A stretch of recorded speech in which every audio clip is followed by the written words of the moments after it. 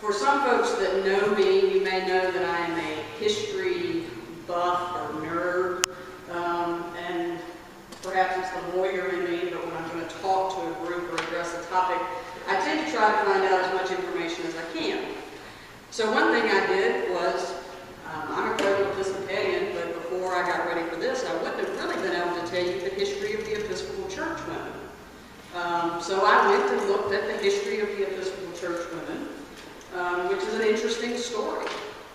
That in 1871, 4 sisters decided to organize a leadership opportunity for women in the Episcopal Church. It was first called the Women's Auxiliary to the Board of Missions. It was during this time there were no real leadership roles for women in the church. And these sisters, Mary Abbott, Julia Chester, Susan Lavinia, and Margaret Teresa, their maiden name was Emery, started this auxiliary board. They were good at raising money. Amazingly enough, women get together and they can raise a lot of money to support missions and outreach. By 1900, the trust funds available to the Board of Missions that were recorded where we know what the gender of the donor was, over half of them were women. The money was coming largely, or at least 50% from the women of the Episcopal Church, still at a time when they had no vote, no leadership in the National Council of the Church. This bothered the Emery sisters that so much of women's money was going to the church in a way that they had no control over.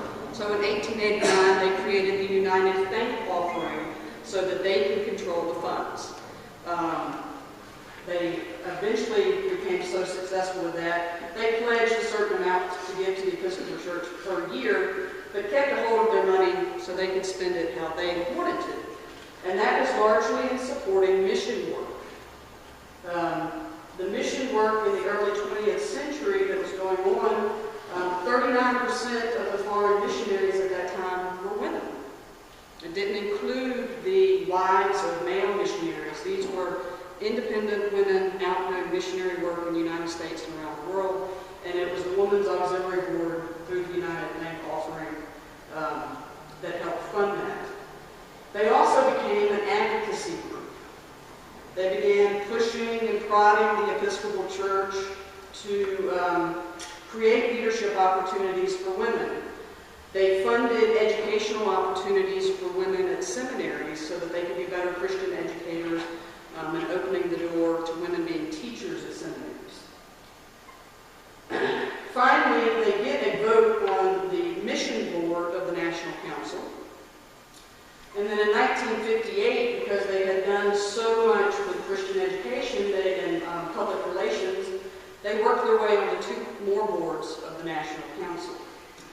And it was in 58 that the name became no longer the Women's Auxiliary, which seemed to be subordinate and something lesser than, but became the Episcopal Church women. It would not be until 1970 that women could serve as delegates to General Convention, and it would be 1976 before women could, under the rules, be ordained as priests. There was a group ordained prior to that kind of forced the church's hand, but the Episcopal Church women were integral in this development and inclusion of women into the church.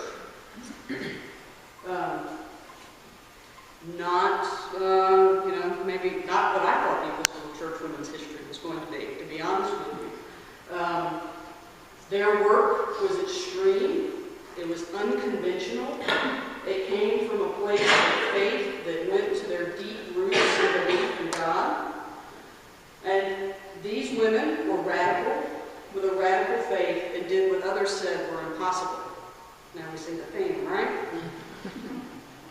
Before we go forward, I think it might be good to stop and talk about words, right? Lawyers love to parse words. So let me tell you what I mean when I say radical.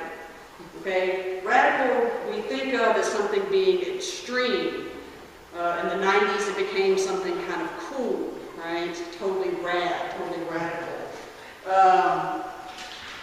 It also means being unconventional or out of the norm, but it has an older meaning, right? When it first comes up, it comes to us from Latin for of root or having roots. It's the reason why we call radishes radishes. It means it's a root. And it originally came up in the 16th century, being used as a word to mean something related to the origin, to the very starting point of something. So when I'm talking about radical, I mean it, maybe not so much the cool thing, though I think most of these women I'm about to talk about are pretty cool, but I mean unconventional, extreme. When I say radical faith, I mean a faith that goes down to the very root of who we are as people and as Christians.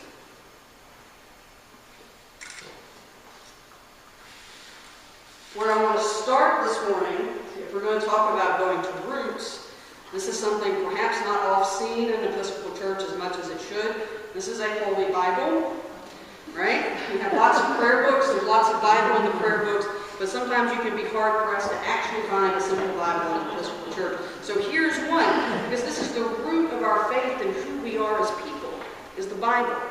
And where we have to start, I think, looking at what it means to be a radical woman with radical faith, is we have to go back to the Bible and to the women that are in the Bible. But first we have to talk about some men. There's going to be some men in this talk, okay?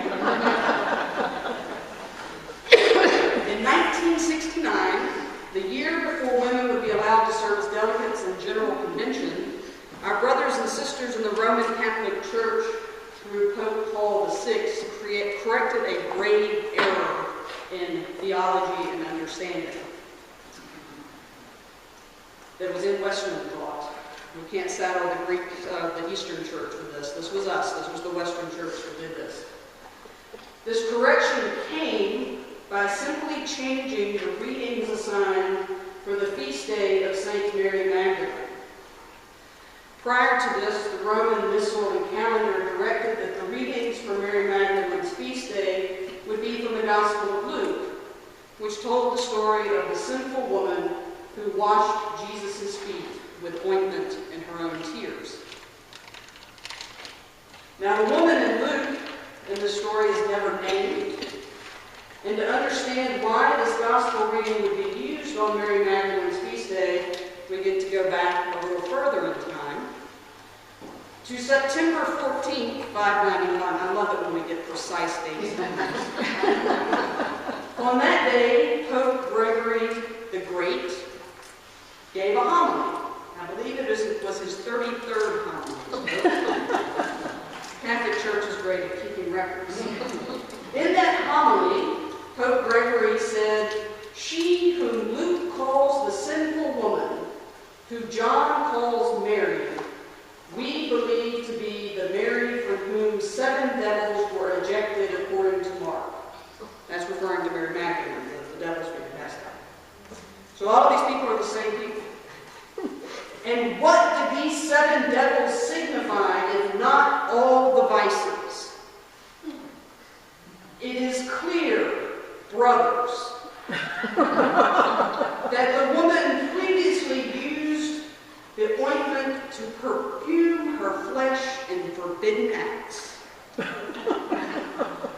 And with that, Gregory the Great made official the idea that Mary Magdalene was the sinful woman, and that Mary of Bethany was the same as that. And then added to this that the sin of the sinful woman was one, that it was a sexual sin, though that was never stated in the gospel. And so St. Mary Magdalene went forward through history in the Western Church, being known as the repentant prostitute. This image, while some find hopeful, the notion that you could be so sinful that Jesus still loves you and you're still part of the story, is also being used to obscure the real story of Mary Magdalene. It has been used to continue to downplay the role of women in the Bible and contributed to second-class citizen status of women in the church. September 14th, 591, a very important day. Gregory was great. He did do very good things. The Episcopal Church is partially here because Gregory kept sending people to England. So, I mean, as many things in history, there's a mixed bag of tricks that comes out of it. Now, when we look at the Bible, men outnumber women. Okay? There's 100 688 named women in the Bible compared to over 1,100 named men. Most of us are very familiar with the men's names. They are what's told to us as the leading characters of our salvation history in Sunday school. Names like Adam, Noah, Abraham, Isaac, Jacob, Moses, Joshua, Elisha, Elijah, Isaiah, Saul, David, Solomon, Jesus, John the Baptist, Peter, Paul. And the list goes on and on and on. Did I miss somebody? There's a lot, 1,100. We'd be here all morning. Now, there are some women thrown in there. We certainly hear about Eve and Sarah, Rebecca, Ruth, Deborah, Mary, mother of Jesus, Mary Magdalene, who may or may not have been a repentant prostitute. Some of us, if we read farther into Paul, hear about Priscilla and Phoebe. If we want to add some spice, we can talk about Bathsheba and Delilah. These are the women whose names, because they were so important to the story, were not able to vanish from the biblical narrative. Their roles were so great that they could not be lost to history. And they are frequently put forward as the wives, mothers, sisters of the main players in the story, the menfolk that we all know about. Even though their names and some of their stories have survived, they are typically displayed as supporting characters to the main action. Last Sunday, the History Channel began playing The Bible, right? It's a 5-part miniseries. It's beautifully shot.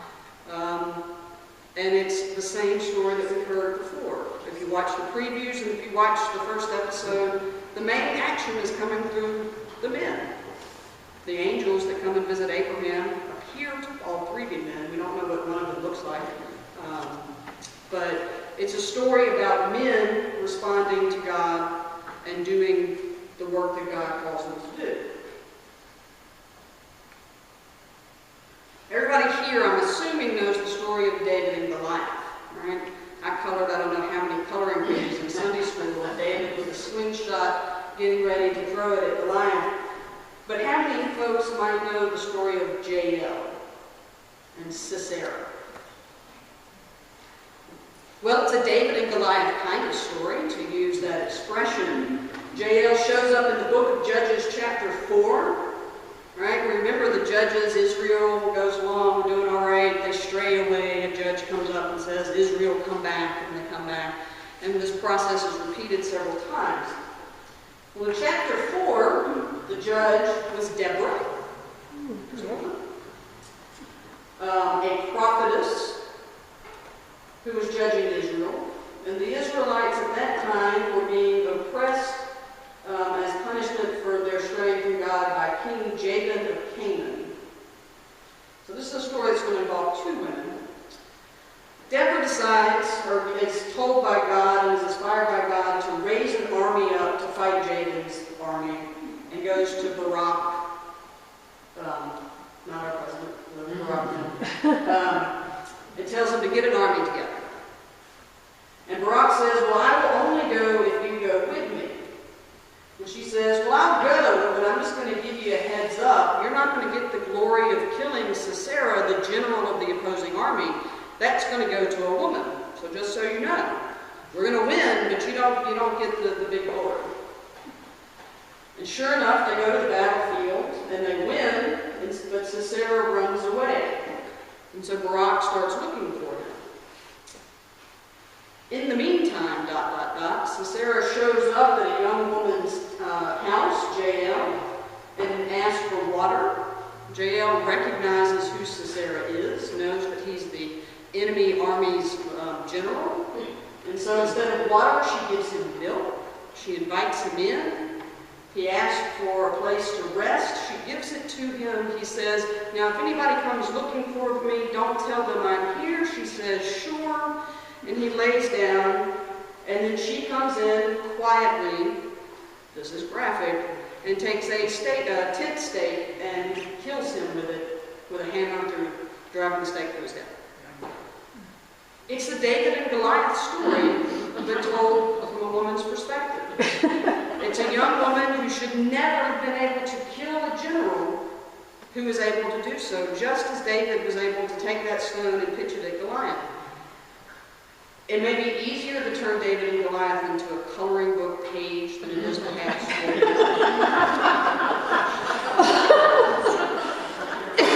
Jael has shown up in a lot of parts, this with the stake poised to kill Sisera. But these are certainly, both David and Goliath and Jael, is a story about radical faith. One that says you take up arms against your enemy. One that says that you can do what everybody tells you you can't do. I mean, most folks probably weren't real confident that David was going to take out Goliath, but he did. One story gets told and one story doesn't. With more recent biblical scholarship, we are starting to recover these women's stories. We're starting to look at them in a new way. When I first came up with this title of this presentation, I think maybe I said before, I was driving to Camp McDowell, and what brought this topic to my mind was considering stories of three women that are very well known, I think in the Bible, at least to me.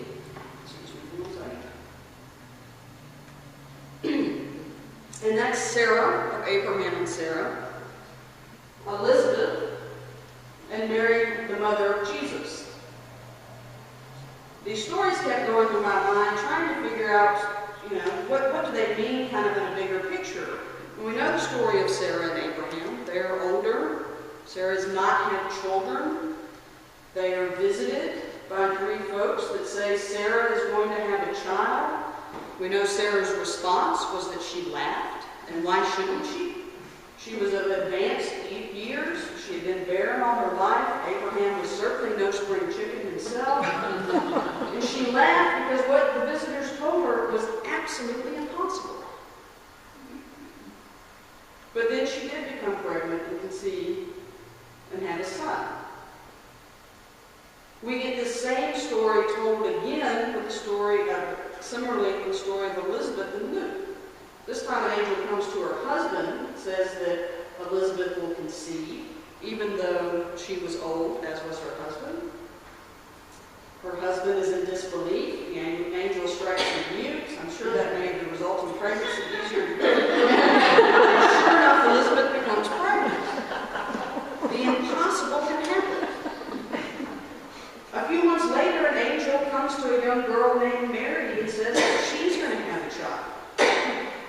Mary says it's not possible. I'm not married. I haven't been with a man. There's no way that this can happen.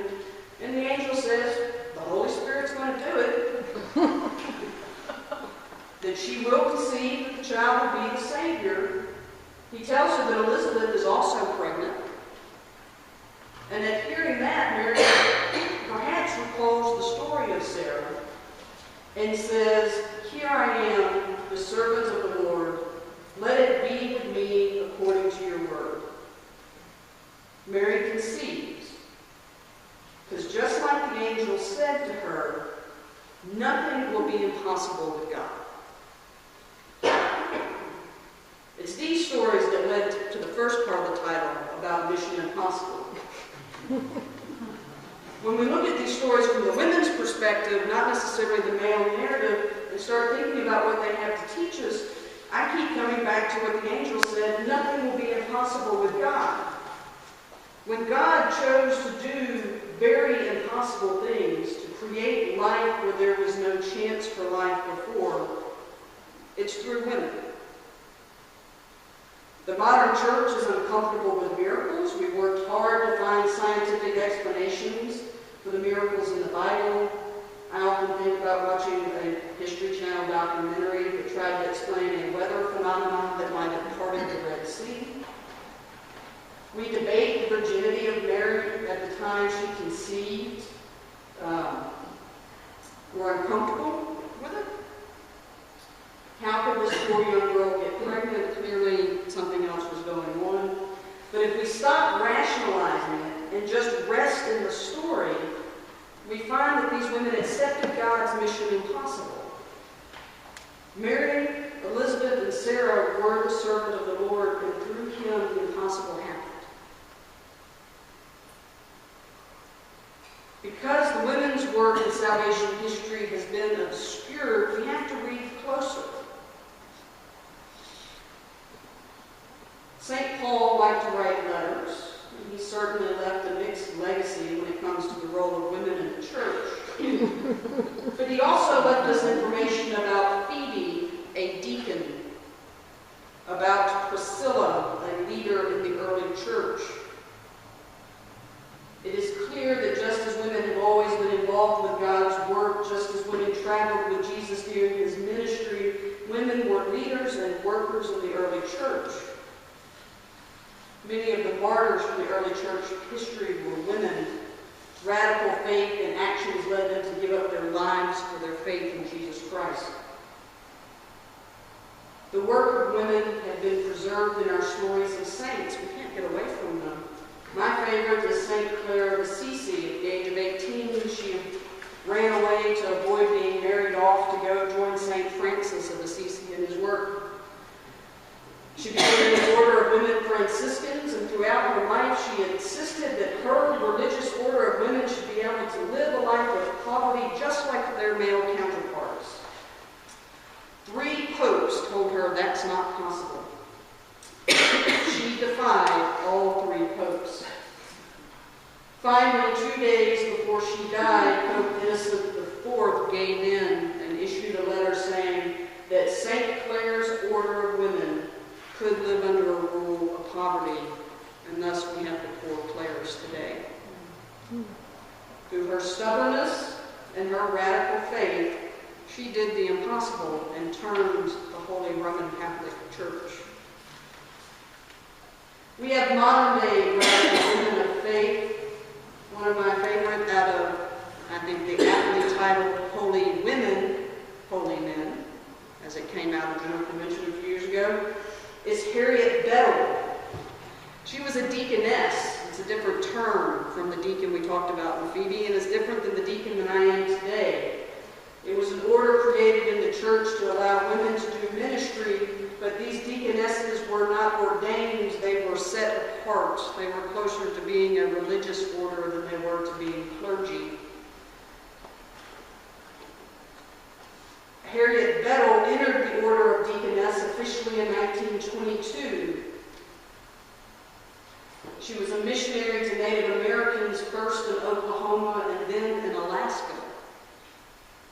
She founded schools and health clinics. She served as a teacher and a nurse at a town that was only 40 miles south of the Arctic Circle. And she was said to have frequently traveled by dog sled in the 20s and 30s. She left Alaska and moved to Florida to work with the Seminole tribe in 1932, used her own salary from the church to reopen a mission there to work with the Native Americans to rediscover their crafts and to develop an industry that they could support themselves. She was required to officially retire at the age of 63, but she continued her work well into her 80s and died January 8th of 1969, and January 8th is her feast day in our church. During her ministry, it is said that Harriet traveled on average 20,000 miles per year from 1922 to 1969. We didn't have highway, we didn't have interstates then, folks. 20,000 miles. We don't have to look very far back in history to find an example of a radical woman with a radical faith. We just have to go a few months ago with Malala Yousafzai, a 14-year-old Muslim girl who had the radical idea that girls should be allowed to have education. Since the age of 11, she had written about her life and efforts of the Taliban to stop girls from going to school. And in October of 2012, when she was riding in a van home from school, armed men came aboard and shot her in the head, as well as 2 other female students. The Taliban took credit for the assassination and said that they would not tolerate people like Malala speaking against them. Malala survived and is currently in the UK and is continuing to speak about girls' rights to education. In a 2011 interview, she was asked why she would risk her life for this. At 2011, so she's 13 years old when she gives this quote. She says that her people needed her, that she would raise her voice. If she didn't, who would? That God will ask you on the day of judgment, where were you when your people were asking for you? When your school fellows were asking for you? When your school was asking for you? When your school was being blown up? Where were you?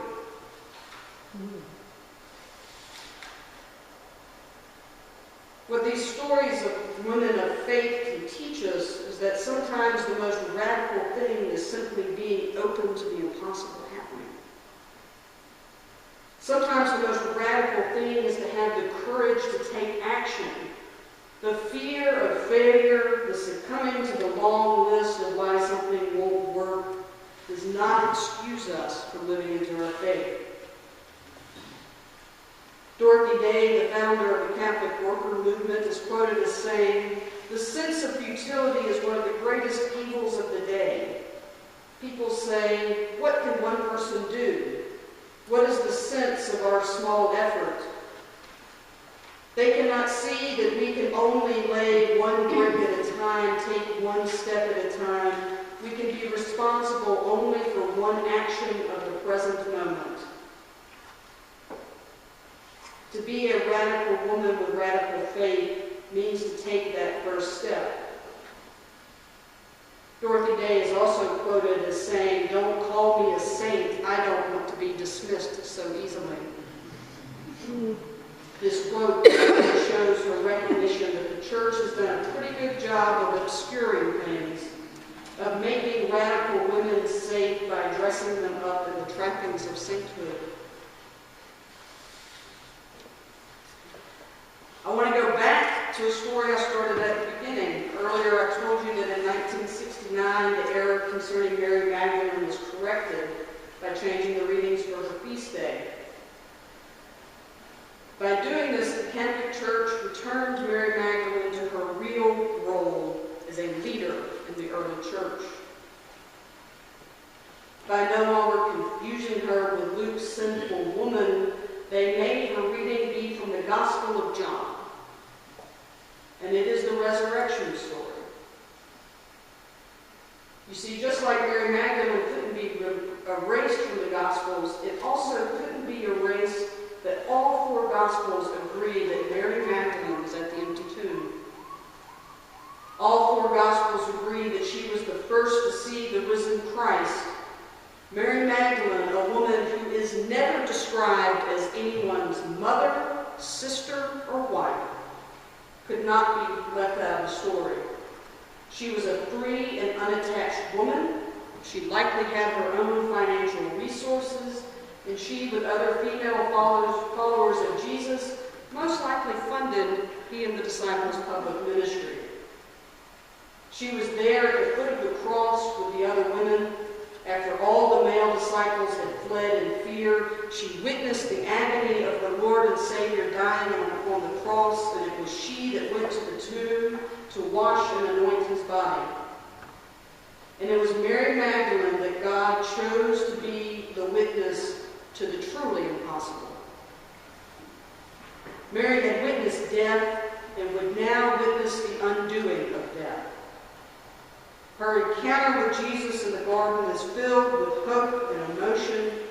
The gospel writer tells us that she is weeping because she believes that Jesus' body has been taken, and then she sees a man she believes to be a gardener. The man turns to her and says her name, Mary. And she recognizes him as Jesus and calls out to him as teacher. Jesus tells her to go to the disciples to tell them what she had seen, and she does do this and goes and says, "I have seen the Lord," and told them, the disciples, all the things that she had seen and heard. Mary Magdalene, no longer the repentant prostitute that can be discounted because of sexual misconduct, but Mary Magdalene, the apostle to the apostles. We say the church was born at Pentecost. I say to you that the gospel began when Mary Magdalene first said those words, "I have seen the risen Lord." She witnessed the ultimate impossibility, and she went out and told everyone about it. It is strange and wonderful times that we live in 2013. I'm sad we don't have flying cars. I'm still waiting for that. But it is certainly an exciting time to be a follower of Jesus. It is an exciting time to be a woman in the church. It is an exciting time to be an Episcopalian. But what we need now is radical women with radical faith. We need women to go back to the root of our story and rediscover the awesome role that we have played in salvation. We need women to be teachers and storytellers and pass this new story on. We need women to do the most radical thing of all, which is simply to take action, no excuses. We need women to continue the work of Mary Magdalene and to tell the world that we have seen the impossible made possible, that we have witnessed life out of death. We need women to go into their communities and to look and see what small action they may be able to take that will begin to change the world. One step, one brick, one hand at a time. What the world needs now is radical women with radical faith, proclaiming the good news of Jesus Christ. We are mothers, sisters, wives. We are also teachers, healers, prophets. We are leaders in the church. We are apostles. We are disciples of Jesus Christ.